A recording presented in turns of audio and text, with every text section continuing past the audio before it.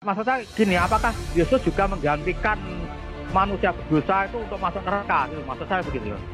Oh iya, dia dibawa ke alam maut. La ilaha illallah Muhammadun Rasulullah alaihi salatullah wa alihi wal ahibba.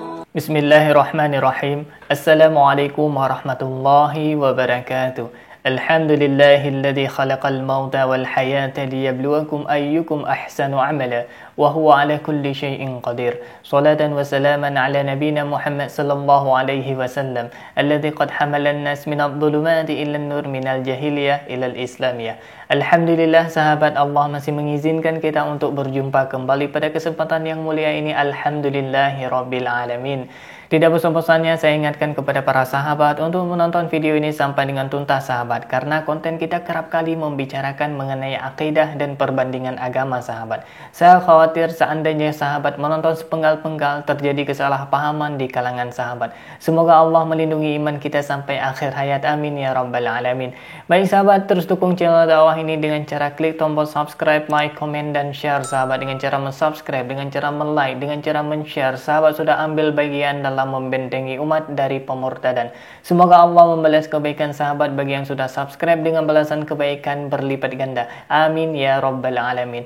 Baik sahabat, konten kita kali ini sahabat, kita akan mendengar sahabat salah satu diskusi antara penaya muslim dengan pendeta Yusuf Manubulu sahabat. Ini diskusi sangat menarik sahabat, karena mempertanyakan mengenai penebusan dosa yang dilakukan oleh Yesus Kristus, yang mayoritas umat Kristiani meyakini bahwasanya Yesus Kristus menanggung dosa manusia dengan cara memikul salib sahabat, dan ia rela untuk dibunuh di atas tiang salib untuk memikul dosa manusia sahabat. Setelah kita mendengar diskusi ini, pasti wawasan kita akan terbuka sahabat, mana agama yang paling dapat dipercaya dengan akal sehat sahabat. Baik sahabat, tidak perlu memperpanjang kata sahabat, langsung saja kita saksikan sahabat. Ini dia cuplikan videonya sahabat.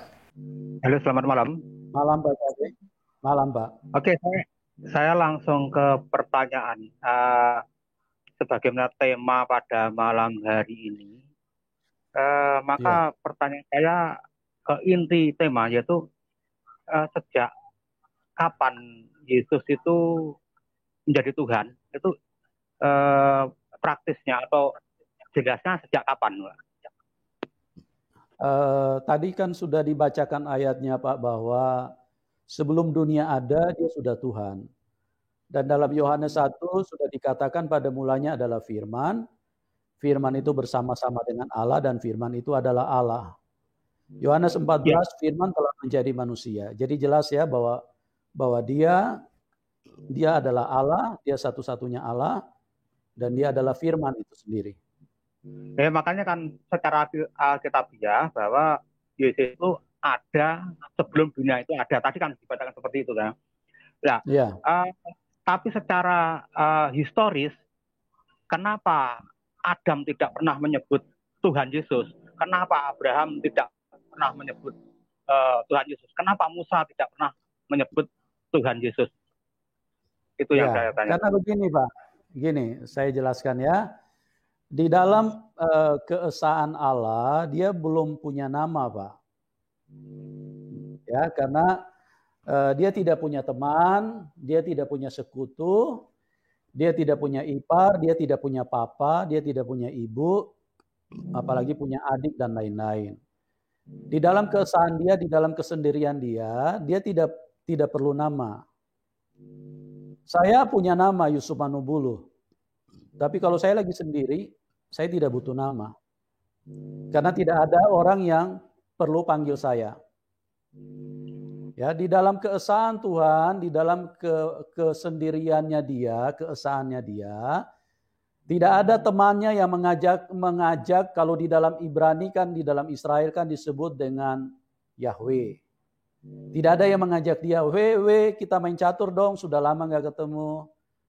Kita main volley dong, karena gak ada teman, gak ada sekutu Pak. Dia yang awal, dia yang akhir. Nah, jadi di dalam kealahan, di dalam kebesaran, dalam kemahakuasaan, dia tidak perlu nama. Kapan dia perlu nama? Pada saat dia menjadi Itu sebabnya Musa pernah bertanya kepada Yang Maha Kuasa atau yang disebut Yahweh di Perjanjian Lama, jikalau bangsa Israel bertanya, siapakah namamu? Apa yang harus aku katakan kepada bangsa Israel? Makanya di situ pada waktu itu Tuhan belum memperkenalkan namanya. Dia berkata, katakan aku adalah aku. Akulah yang berfirman kepada kamu. Akulah yang mengutus engkau kepada mereka. Jadi dia belum punya nama. Nah, Bapak juga mungkin kalau Bapak pernah baca di dalam kitab Kejadian, satu waktu terjadi pergulatan antara Yakub dan Yahweh itu, Yang Maha Kuasa itu. Yakub sempat bertanya juga, siapa namamu? Nah, dia pada waktu itu juga tidak memperkenalkan namanya karena memang dia belum punya nama di situ. Dia bilang, apa perlunya engkau bertanya nama? Nama itu ajaib. Nah, nama yang ajaib itu, itulah yang ditulis di dalam kitab Yesaya, dan nama yang ajaib itulah yang diperkenalkan pada waktu dia turun ke dalam dunia. Kenapa? Karena dia menjadi banyak. Menjadi manusia, Pak. Jadi dia harus punya nama, karena tidak mungkin Maria waktu bicara sama Tuhan Yesus pakai bahasa pantomim. Dia harus berbicara, Maria harus panggil nama. Dan itulah nama yang diberikan oleh dia sendiri, oleh Bapa itu kepada Tuhan Yesus waktu dia turun ke dalam dunia. Nah, dia akan diberi nama Yesus Kristus. Gitu, Pak. Jadi kenapa Musa tidak memanggil nama? Karena memang belum ada nama di situ. Karena di surga begini, Pak, begini saya jelaskan ya supaya penjelasannya lebih mantap. Di surga tidak ada pembuatan sertifikat. Nama itu dibutuhkan karena banyak sertifikat yang harus diterbitkan, makanya butuh nama. Di surga tidak ada pembuatan KTP. Karena dia sah. Nama itu dibutuhkan karena pembuatan KTP di sekolah, sertifikat, ijazah, terus apa lagi? Paspor, SIM. Itulah yang butuh nama. Kalau di surga tidak butuh nama, Pak, karena dia Allah, dia yang Maha Kuasa, yang Maha Kudus. Nah, satu lagi yang saya perlu tambahkan supaya kita menjadi jelas semua, Tuhan itu yang Maha Kuasa, tidak mungkin dia waktu berinteraksi dengan manusia kita memanggil dia dengan memanggil nama. Itu sangat tidak sopan, Pak. Ya, jadi praktisnya nama diperlukan ketika Tuhan itu turun menjadi manusia. Turun ke dalam dunia dan menjadi manusia dan menjadi banyak. Karena ada di antara manusia yang lain. Terus tadi dalam awal-awal presentasi ini dikatakan bahwa memang Yesus itu tidak pernah mendeklarasikan diri sebagai akulah Tuhan, tidak pernah seperti itu. Tapi itu adalah perkataan orang lain, dan perkataan orang lain itulah yang perlu dipercaya. Nah, betul. Pada waktu itu murid-muridnya Yesus itu kan mengatakan bahwa dia Tuhan. Sementara orang-orang Romawi, tentara-tentara Romawi, Kaisar Romawi kan mengatakan dia bukan Tuhan. Nah, kan sama-sama kata orang gitu, Pak. Terus kira-kira punya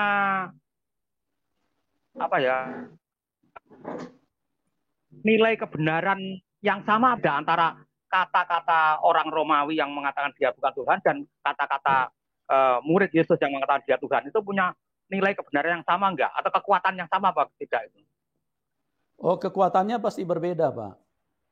Kekuatannya berbeda, nilainya pasti tidak sama. Karena kita tahu bersama bahwa dunia ini sudah dikuasai setan, ya.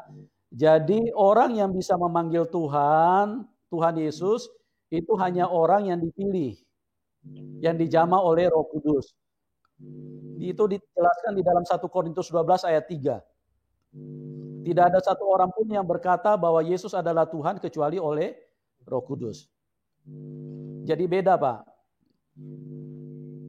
Ya, maksudnya gitu.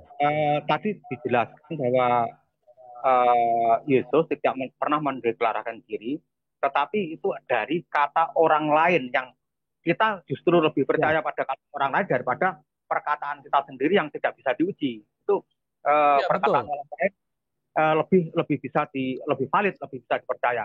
Namun demikian kan ada dua sisi yang saya katakan tadi. Murid-murid Yesus itu semuanya mengatakan dia Tuhan. Tetapi pemerintah pada saat itu dan masyarakat Yunani pada umumnya mengatakan dia itu bukan Tuhan. Sehingga mereka Yesus sampai dihukum atau disalib itu kan karena mereka menganggap bukan Tuhan. Betul. Ya. Jadi ya itu kan berarti dua pandangan yang sama-sama kuat. Maka maksud saya sejauh mana kekuatan antara yang mengatakan Tuhan dan yang mengatakan bukan Tuhan itu. Jadi begini Pak, orang yang mengatakan Tuhan Yesus adalah Tuhan, itu adalah orang-orang yang mengalaminya Pak. Orang-orang yang mengalaminya sama dengan Thomas.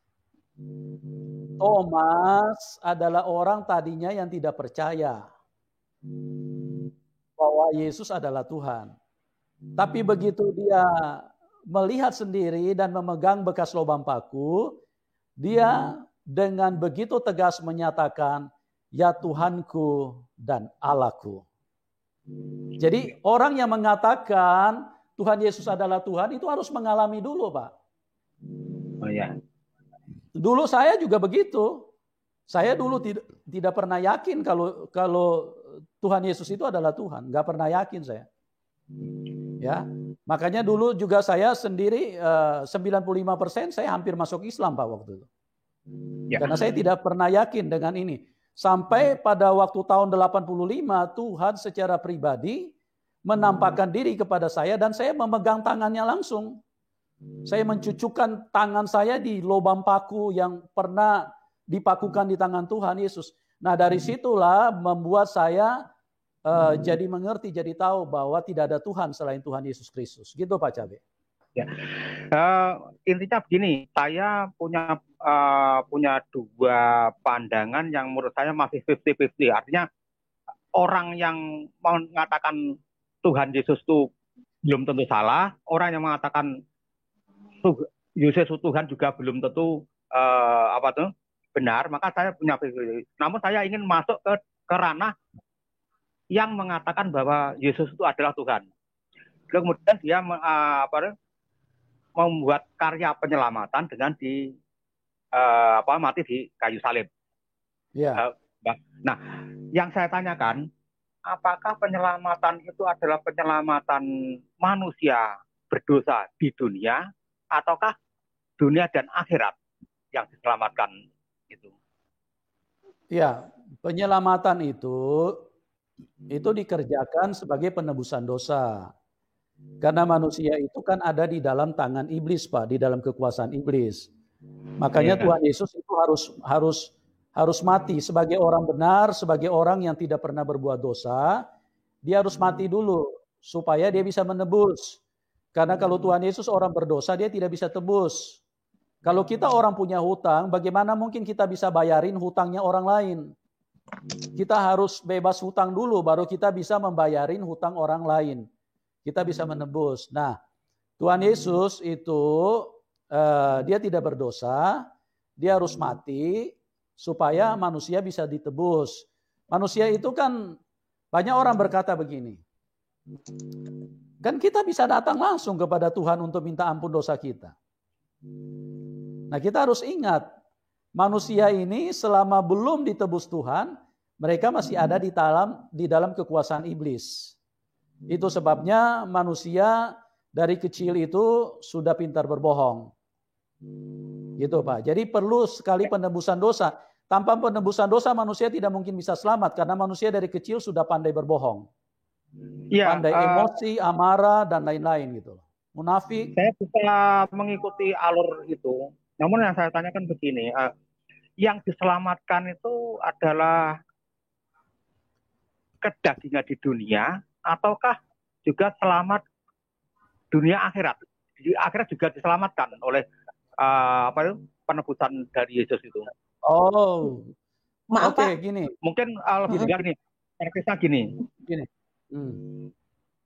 Ya, jadi kalau di akhirat Pak, di akhirat sudah tidak perlu diselamatkan Pak. Kita sudah ke akhirat, bagaimana perlu diselamatkan lagi? Yang perlu diselamatkan manusia yang selama masih ada di dalam dunia. Kalau sudah di akhirat itu sudah surga Pak. Sudah manusia sudah hidup bahagia bersama Tuhan. Itu Pak Cabe. Jadi penebusan yang dilakukan itu penebusan di dalam dunia. Ya, nah itu maksud saya begitu. Kan penebusan di dalam dunia dengan karena dosa-dosa manusia, Yesus itu pikul salib, mulai pikul salib sampai di salib dan mati di kayu salib itu untuk penebusannya. Nah itu kan sebagai penebusan kesalahan manusia di dunia. Dan sedangkan di akhirat karena upah dosa itu adalah maut, apakah Yesus juga berarti di neraka untuk menebus dosa-dosa manusia agar tidak manusia yang berdosa itu tidak masuk ke neraka atau tidak binasa? Itu arah pertanyaan saya. Pertanyaannya kurang jelas Pak, gimana Pak? Apakah kalau di dunia Yesus menebusnya dengan pikul salib dan mati di kayu salib? Itu untuk penebusan kesalahan atau dosa-dosa manusia di dunia. Nah, sedangkan kesalahan manusia itu seharusnya upah dosa dari manusia kan maut, harus ke neraka. Nah, di sini apakah Yesus juga menebus kesalahan manusia? Artinya menggantikan dosa-dosa manusia itu juga ke neraka juga, Yesus. Oh, kalau di neraka sudah tidak ada penebusan dosa, Pak. Kalau ada penebusan dosa di neraka, Tuhan Yesus nggak perlu mati di kayu salib. Enggak, maksudnya gini, apakah Yesus juga menggantikan manusia berdosa itu untuk masuk neraka? Maksud saya begitu. Oh iya, dia dibawa ke alam maut selama 3 hari. Berarti Yesus juga masuk ke neraka untuk menggantikan dosa-dosa manusia itu, menebus dosa-dosa manusia itu. Oke, Pak. Selama 3 hari dia ada di alam maut, Pak. Oke, Pak. Terima kasih, itu saja mungkin bisa untuk yang pastinya. Terima kasih, Pak. Selamat malam, Pak. Baik sahabat, kita sudah mendengarkan diskusi antara penaya muslim sahabat dengan pendeta atau pastor Manubulu sahabat. Ini sahabat bisa ambil kesimpulannya tersendiri sahabat. Masing-masing pribadi sahabat menurut keyakinan masing-masing dan menurut akal sehat masing-masing sahabat. Dan saya pikir ini adalah diskusi yang sangat menarik sahabat ketika pendeta Yusuf Manubulu mengatakan bahwasanya ada sejarah ketika Nabi Yakub bergulat dengan Yahweh, dengan Tuhan sahabat. Ini saya klarifikasi sedikit sahabat bahwasanya cerita itu merupakan cerita bohong yang dikarang oleh kaum Bani Israel atau orang Yahudi sahabat. Jadi sahabat bisa, kalau misalkan ingin tahu lebih jauh, sahabat bisa membaca buku ini sahabat. Saya menyatakan demikian karena saya didukung oleh literatur ensiklopedia Yahudi sahabat. Ini sangat jelas, di sini sangat jelas digambarkan bagaimana sosok karakter orang Yahudi itu sendiri sahabat. Ketika mereka memfitnah nabi mereka, ketika mereka membunuh nabi mereka, di sini sangat jelas diterangkan mengenai akidah, mengenai sikap tingkah laku orang Yahudi sahabat. Salah satu kedustaan atau fitnah yaitu cerita yang dibuat ketika Nabi Yakub bergulat dengan Tuhan. Na'udzubillah summa na'udzubillah, itu merupakan fitnah yang memang sangat nyata sahabat.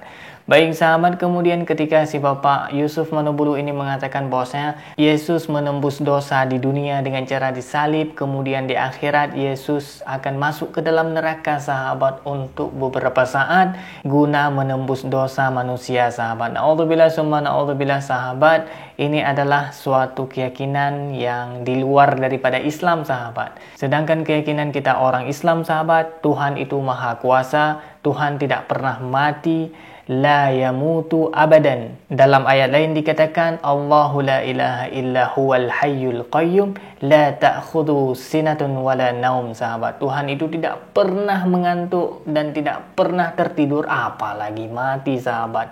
Itu adalah sifat Allah Subhanahu wa taala. Baik sahabat, demikian yang dapat saya sampaikan sahabat. Mengenai kesimpulan lebih konkretnya, sahabat bisa menilai sendiri sahabat mana yang memang sangat cocok dengan akal sehat, itu yang sahabat ikuti. Karena mengenai agama itu menurut keyakinan masing-masing, dan dalam Islam la ikraha fiddin, tidak ada paksaan dalam agama.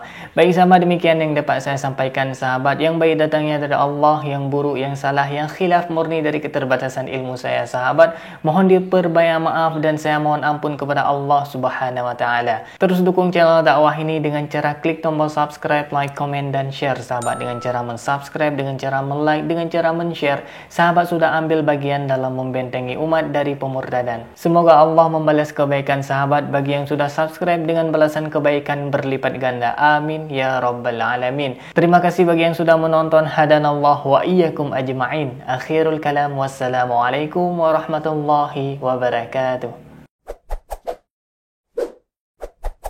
La ilaha illallah Muhammadun Rasulullah alaihi salatullah wa alihi wal ahibba. La ilaha illallah Muhammadun Rasulullah